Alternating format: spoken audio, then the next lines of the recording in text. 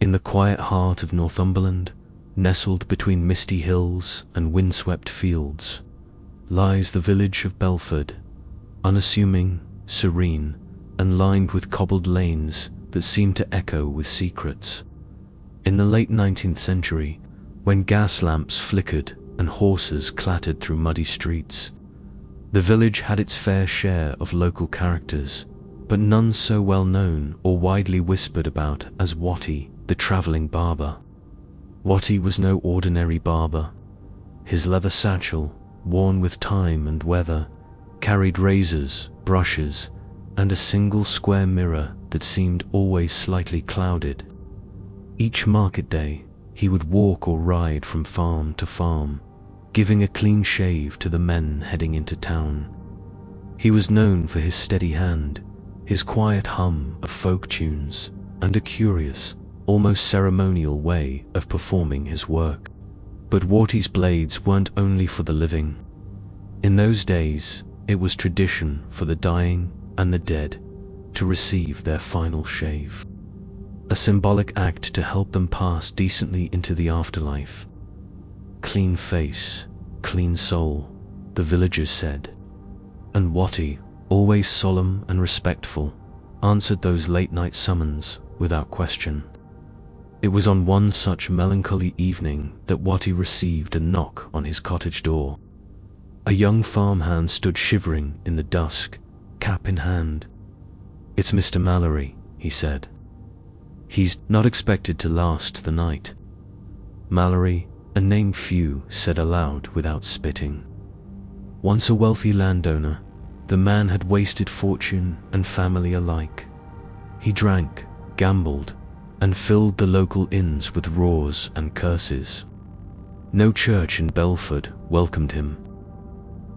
No widow would visit his house, not even in charity. "He's beyond redemption," they'd say. But tradition was tradition, and as the bell tolled the hour of 7, Watty arrived at the Mallory estate, now decayed and heavy with the smell of damp and decay. Inside, by the fire's dim flicker, lay Mallory, gaunt and rasping, his breath a rattle in the dark. His eyes twitched open as Watty approached.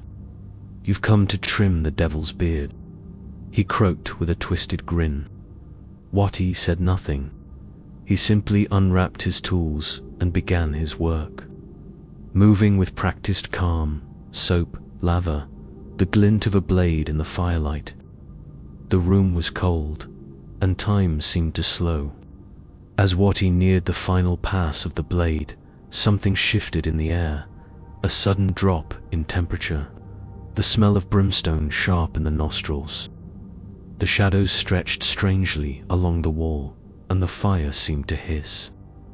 Then came a voice, guttural, gleeful, and not of this world. "That'll do, Watty.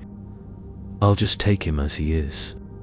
The room filled with a crack like thunder, and the candles snuffed out, leaving Watty alone in silence and pitch black. When the others entered minutes later, drawn by the crash, they found Watty pale and trembling, his blade on the floor. Mallory's bed was empty, his body gone. Only a charred shape remained on the pillow, 2 cloven footprints burned deep into the feathered down. Watty never spoke of that night again. He continued his rounds, kept his razors sharp, and honored his duties. But those who met him in the years that followed swore there was a difference in his eyes, as though, once, he had seen the line between life and damnation, and watched a soul be pulled across it. If you enjoyed this eerie tale from Britain's haunted past, don't forget to like, subscribe, and comment below with your favorite legend, or share a chilling local story of your own.